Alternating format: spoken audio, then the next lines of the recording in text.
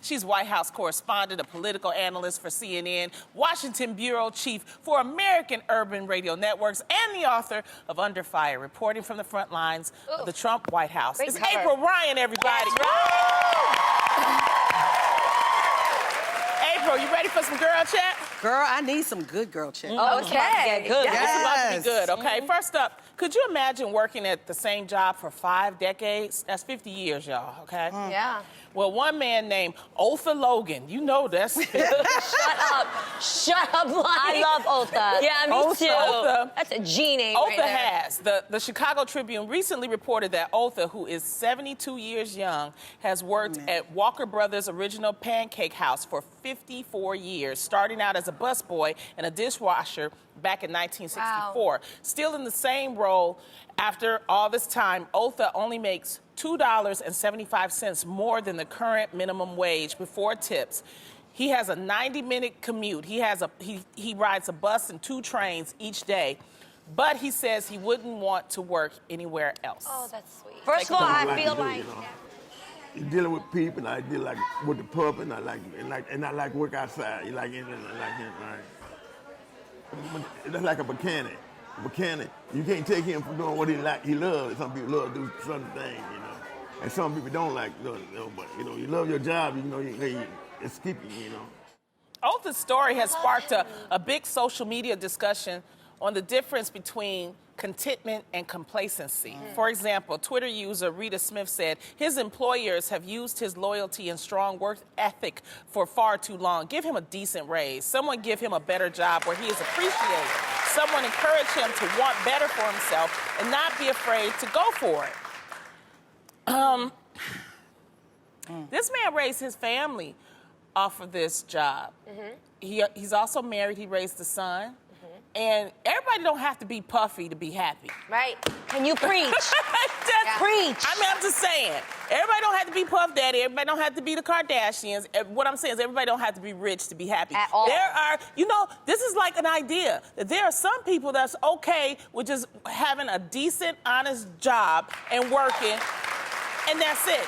That's all I'm saying. Lonnie, about that. I am so with you about having longevity in a job. My mother went from a secretary up into the student activities office at Morgan State University. She toiled for 42 and a half years until her death 11 years ago. Now, we don't have jobs like that anymore. We don't hear about that a lot.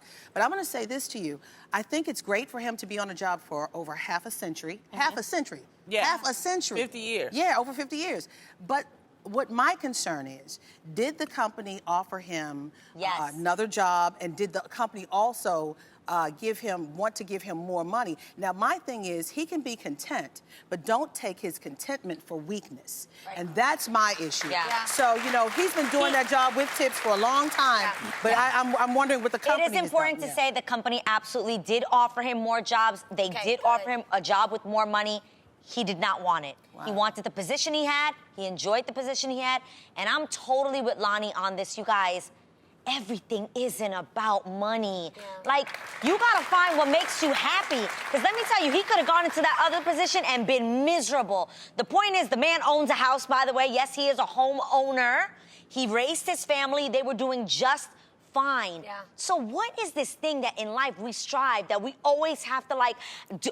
It's literally, it's a cycle. Yeah. It's not okay to get the dream job that you wanted. Maybe that was his dream job, and then go, and now I gotta get the next one. I got that one, and now I gotta do better. I got that one. Yo, relax. But when you Be happy. But when you hear our government officials really fast just saying that the minimum wage puts people in poverty, that's what I mean, listening to those in Washington say that the minimum wage is not a sustainable wage for many, and many people are underemployed, meaning they have to have 2 jobs. But with his job, he has his salary, Yes.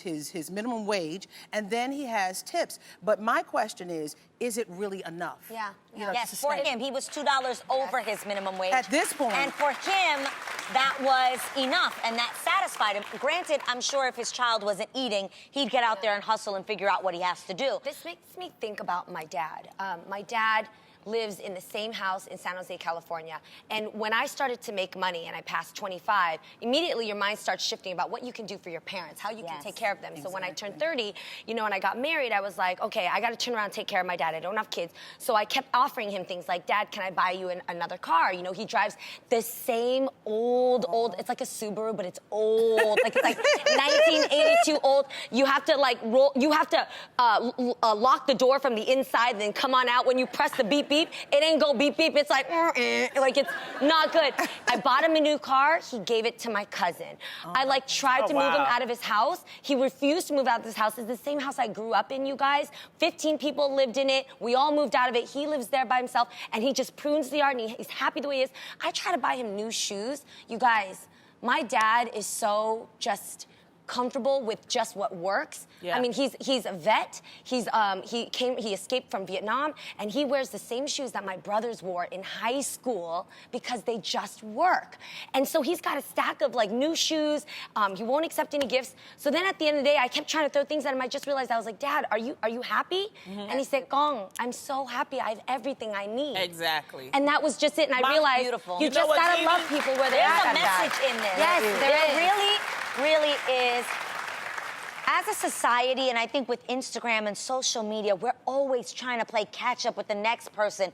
I want what she has. It's like we live in this envious life of wanting and wanting and wanting and wanting. It's not about the quantity of the things, you guys. It's about the quality of life. And I also want to say that, you know, I know that he's married, so his wife may have had a job as well. Yeah. And because they were saying, well, he doesn't get benefits. Well, if the wife is working, maybe she has the benefits. Yeah. And that's another reason why it's a plus to get married. If you have someone that's working and you're working, you can have a much better life. That's really the purpose of marriage, to have a much better life. But I'm like with you, Jeannie, you know, my mom, you know, I tried to buy her a house a long time ago. I don't want no house. I'm like, Mom, you need a house. You know what I mean? But she doesn't want one because we never grew up like that. So I had to find something to make her happy. I'm trying to make me happy. I didn't buy my mom a house. I had to put her in an apartment, something that she was used to, and she's happy. Yeah. So I'm happy because she's happy, and this man is not complaining. Let him live his life. Yeah, That's it. we love it. Well, jobs can be stressful, and speaking of stress, if you're somebody who gets nervous going through airport security, you're not gonna like this. According to USA Today, several airports in Europe are testing out lie detector tests for passengers at security checkpoints. A virtual border guard will analyze travelers' micro-expressions through a webcam to gauge whether they may be lying. If a security risk is detected, then an actual guard will step in. Passengers who are deemed low risk will be asked basic questions like what's your name, your age, your destination, while higher risk passengers will be asked more detailed questions. Ladies, do you think this concept of if you lie, you can't fly policy is actually going to work? I got so many questions. My first question is, who's high risk and who's low risk?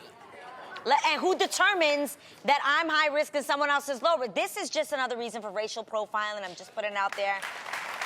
Like, who decides that you're high risk? Like, legit. Yeah, not to mention, besides race, a lot of people don't operate on verbal skills. Some people, I mean, let's look at the autism spectrum alone. Also, Asperger's. Like, some people, Let's look at being mad nervous because you're about to miss your flight. But you know you can pass a lie detector test if you believe your lie. You know that. Yeah, and you see, know, that's even worse. You know that they are not admissible in court. So there's a lot of holes in this. I got a whole bunch of ex-boyfriends that'll qualify for that. Shoot. What have you been drinking? Yeah. What have you been drinking? And I never pass. I would stay. There's just so many variables in this that can go all kinds of wrong. People can be anxious just trying to go to the airport. If I'm honest, I travel with my mom. Mommy, I love you. But Nana, let me tell you, my mom is one of those people, she gives off nervous energy. Right. She wants to arrive at the airport 4 hours. No, because Mamita, what if the plane and we don't have our seats? They didn't give me a boarding pass. I don't have a seat. Mom, you have a seat. They just didn't give you your seat number yet. Yeah, but no, Papa has one and I don't, but they're gonna leave me behind.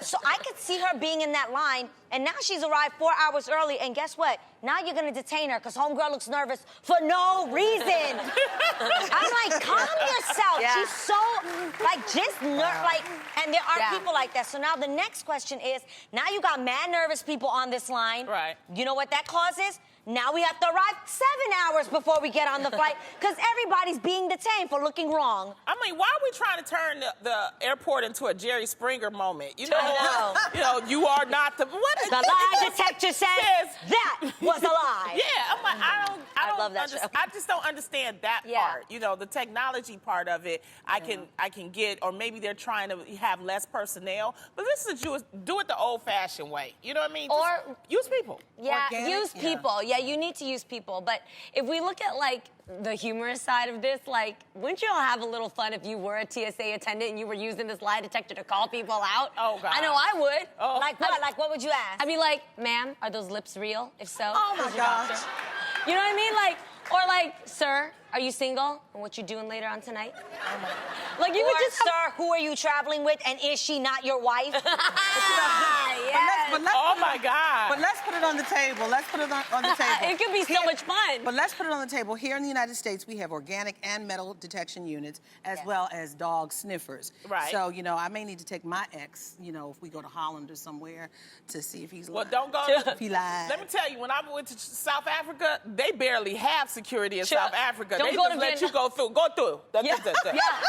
Don't go to No Vietnam. way. Vietnam accepts cash. Careful over there, man. It's Exactly. like a whole thing. Traveling abroad is different than here. Yeah. Yeah, It's not Oh, as yeah. secure as Yeah, here. but the point is, I think security measures need to be taken deeper. That we is need true. to take it farther, and we need to Right. figure something out. So they're trying something. Unless you got another option, But a lot- we got I- to try it with. But we have to work. watch the type of thing where it could be racially profiled, or Correct. you're picking out certain Exactly. people Of course. just because then that's not right. Yeah. It's not 'Cause there fair. are some So. people. I have friends that I get TSA pre-check, and they never do. They've never had any issues, and sometimes they feel They like never it is. give me pre-check no more. Oh my God! No. I'm always patted down, and I'm the one with security clearance. Well, at least for now. But I'm the one with security clearance. Really? You know, Wait. yes. And I'm always. I'm like, okay, do it. No, now. I But we think have to- I think that's Do you because get the TSA president pre-check? is after you. I think that's why you getting pat down. You might as well just give it up, April. I'm You- not giving up the clearance, and I ain't giving it up at all. That's all right. That's all right. I get it sometimes, and other times I don't. But I do think I absolutely agree with Jeannie in the sense that we have got to do something that we all feel safe and secure. You guys know I don't enjoy flying, so whatever we can do to make me feel safe, it's amazing. I just don't think this particular method is going to work. Let's not waste a bunch of money trying something that doesn't feel like it's going to work. Good old We need that money. Exactly. Yeah.